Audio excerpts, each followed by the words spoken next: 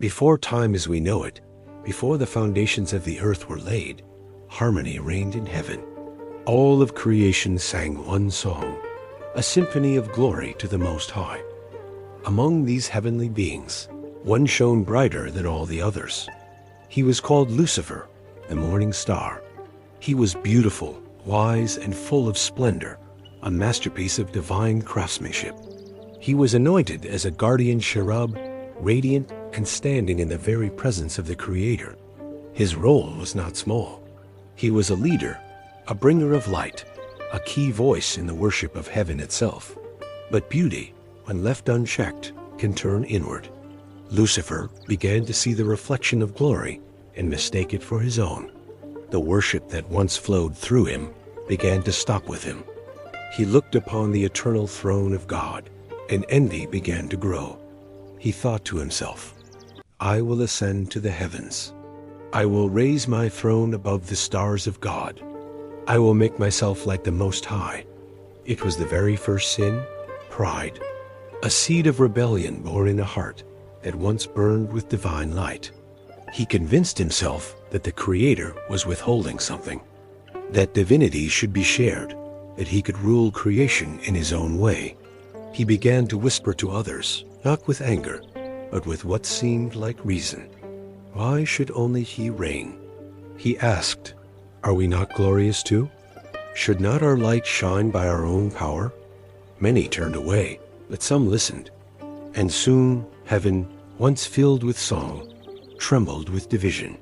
What came next was war. Not a war of weapons, but of wills. Light against pride, truth against deception. The heavens thundered as light collided with light. Lucifer, the morning star, tried to ascend, but his brilliance collapsed under the weight of his own arrogance. He who wanted to rise above the stars fell like lightning from heaven, and with him fell those who followed. They became what we now call demons, once radiant beings, now twisted reflections of their former glory. The heavens were cleansed, but the shadow had not ended. Cast down, Lucifer's brilliance turned to bitterness. He who once basked in the presence of God now burned with hatred for the light. But this hatred wasn't born from strength. It was born from envy.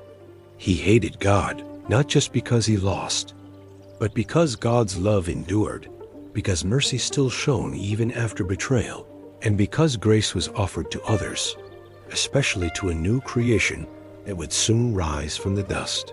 When God formed humanity, Lucifer's hatred found a new focus. In man and woman, made of clay and breath, he saw something unbearable, a creature weaker than him, yet made in the image of God, and worse, God loved them.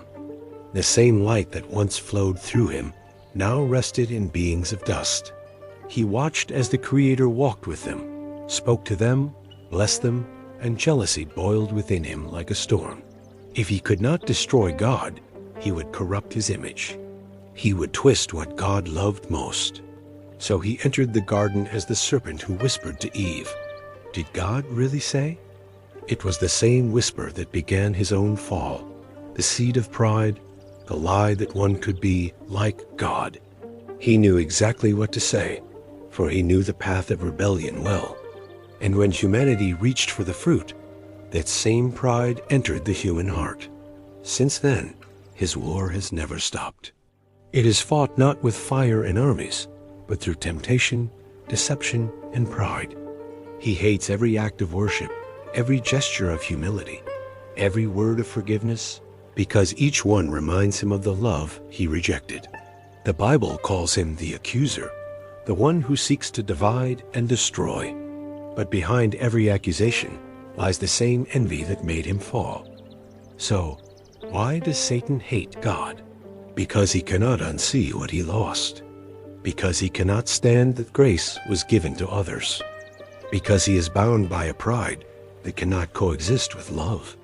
Yet even in his rebellion, he serves a purpose, revealing the consequence of pride and the power of free will. He reminds us that to turn from the light is to become your own darkness. And though he rages, the outcome has already been written.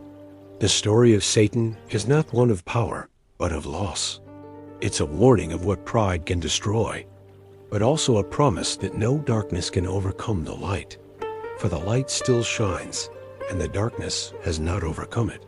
So when you feel the whisper of pride, remember, that voice is not power, it is the echo of a fallen one. And when you choose humility, love, and forgiveness, you do what he could not. You rise by kneeling. You conquer by surrendering. You live in the light that he abandoned.